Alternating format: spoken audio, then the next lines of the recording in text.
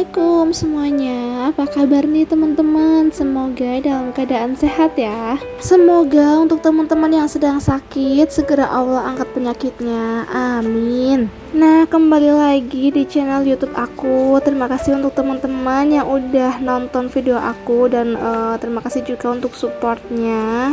Kali ini aku seperti biasa ya bikin alokasi gaji di bulan Agustus, karena ini sebenarnya aku uploadnya agak telat ya teman-teman. Sebenarnya ini udah di record lama, cuman ini aku baru diedit aja. Sebenarnya dari kemarin-kemarin aku udah niat banget buat voice over sama buat edit-edit, tapi qadarullah di depan kontrakan aku itu lagi direnovasi, jadi untuk suaranya itu agak keganggu ya, jadi aku skip dulu. Dan untuk sekarang juga suaranya masih kedengaran ya teman-teman, karena memang belum selesai. Kalau aku nggak record, kalau aku nggak voice over, terus kapan selesainya? Jadi ya aku seadanya waktu aja, dan kalau misalkan suara itu mengganggu mohon maaf ya teman-teman.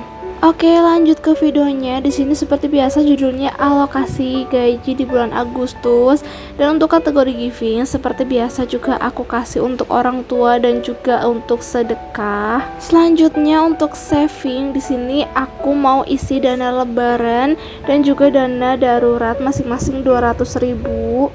Teman-teman jangan lupa buat saving juga untuk dua kategori ini ya, karena ini cukup membantu banget untuk kita nantinya. Jadi biar kita itu punya budget gitu ya. Dan selanjutnya di sini juga ada kewajiban yang setiap bulannya aku keluarkan. Yang pertama itu untuk kontrakan sebesar 1,6, lalu untuk uang sampahnya 25.000, dan untuk listriknya 100.000. Jadi untuk kalian gak harus sama kategorinya kayak aku ya. Jadi gak semuanya harus sama, intinya diambil poin-poinnya aja, sesuaikan dengan kebutuhan kalian masing-masing. Apalagi kalau kalian itu masih lajang ataupun yang udah punya anak, itu jelas berbeda ya. Oh ya teman-teman, sebelumnya di sini juga aku mau disclaimer ya, apa yang aku share ini aku hanya untuk keperluan pribadi aja. Kalau teman-teman itu ambil dari sisi positifnya aja ya. Jadi di sini aku nggak ada niat buat pamer atau apapun yang negatif.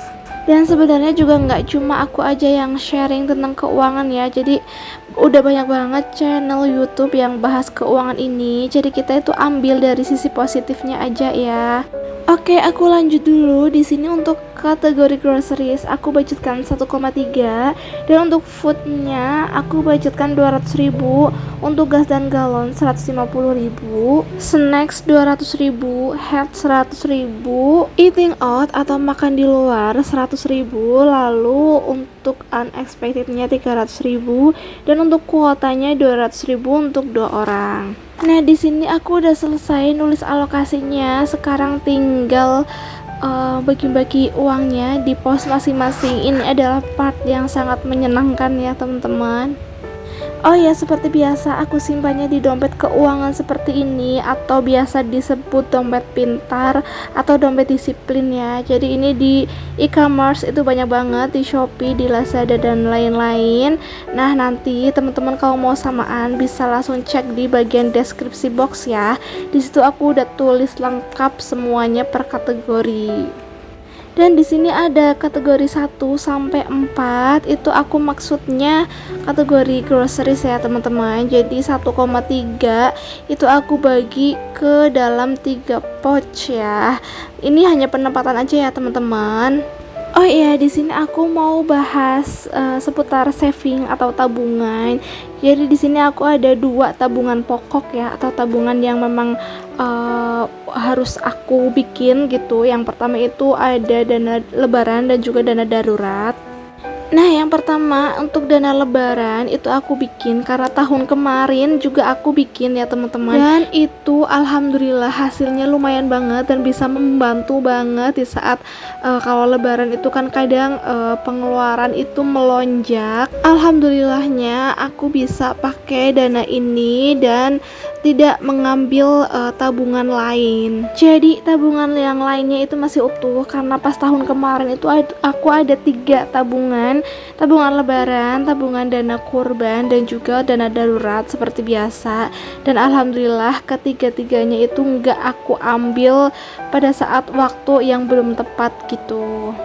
Dan di sini untuk teman-teman yang gajinya pas-pasan itu penting banget ya buat menyisihkan tabungan darurat ataupun tabungan dana lebaran gitu, yang penting-penting menurut kalian gitu. Nah, yang kedua ini adalah dana darurat. Nah, dana darurat ini dipakai kalau kita lagi dalam keadaan genting gitu ya teman-teman, atau dalam keadaan darurat. Misalkan kita yang udah berumah tangga, tiba-tiba orang tua itu lagi butuh dana gitu. Nah, kita bisa ambil dana ini. Pokoknya untuk apa aja dana darurat ini udah pasti bakal kepake ya teman-teman. Jangan lupa juga kalau misalkan dana daruratnya itu udah banyak, semisal udah 10 juta ke atas gitu, jangan lupa buat dibelikan logam mulia ya atau antam.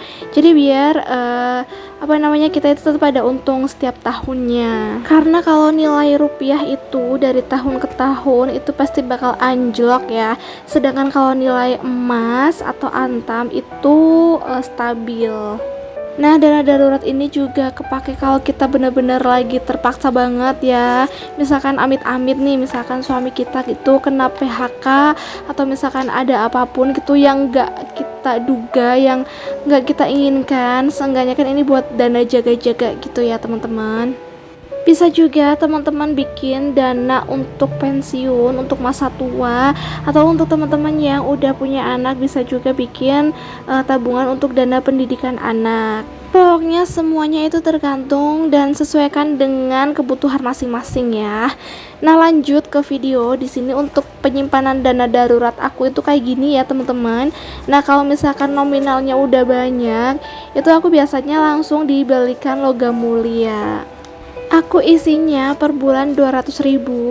Nah, kalau teman-teman itu balik lagi sesuaikan dengan kemampuan teman-teman aja ya. Kalau misalkan per bulannya itu cuma ada 50.000 ya nggak apa-apa, atau lebih dari itu juga nggak masalah. Yang terpenting kita itu konsisten untuk nabungnya per bulan. Nah, di sini untuk dana lebaran yang aku buat tahun depan itu modelnya kayak gini ya teman-teman. Jadi tabelnya aku bikin sendiri, untuk nominalnya juga aku acak, aku hitung sendiri, aku kalkulasikan sendiri. Dan ini udah setahun ya, targetnya selama setahun. Untuk nominal targetnya itu 5 juta. Nah teman-teman, kalau targetnya sama kayak aku bisa di screenshot tabelnya, atau misal teman-teman mau diinin sendiri juga nggak apa-apa, bebas, yang penting semampunya aja ya teman-teman. Nah, di sini udah selesai isi tabungannya. Nah, ini untuk yang tabungan ya atau saving itu aku simpannya di binder, dan untuk kewajiban itu aku transfer ya teman-teman. Dan untuk listrik sama kuota itu aku biasanya by e-commerce. Dan untuk living tadi udah simpan di dompet disiplin. Dan untuk giving, untuk orang tua dan sedekah juga aku biasanya by transfer. Nah, ini untuk sisa uangnya aku simpan aja di dompet. Barangkali nanti di bulan ini ada dana yang tak terduga ya, jadi bisa dipakai. Oke teman-teman, sekian dulu video dari aku. Semoga video aku ini bermanfaat ya. Terima kasih yang udah like video ini. Yang belum subscribe, jangan lupa di subscribe ya. Dan kalau misalkan teman-teman masih bingung, bisa tulis aja di kolom komentar. Oke, see you on the next video. Thanks for watching. Bye. Wassalamualaikum warahmatullahi wabarakatuh.